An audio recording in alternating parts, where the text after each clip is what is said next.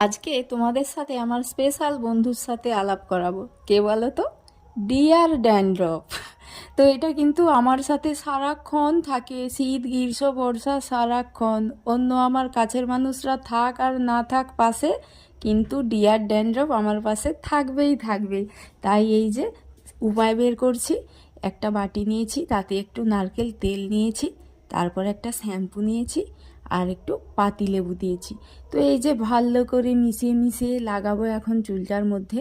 তো এরকম বন্ধু কার কার এত ভালো বন্ধু আছে বলো তো? না চাইলেও কিন্তু পাশে সারাক্ষণ থাকে। তো এইভাবে করে আমি 1 ঘন্টা থাকবো। তারপর এই যে ফ্রেশ হয়ে এসে গেছি, তো চুলটা আমার আধো আধো শুকনো হয়েছে, আর বেশ সিল্কি সিল্কি লাগছে, আর একটা ফ্রেশনেস লাগছে।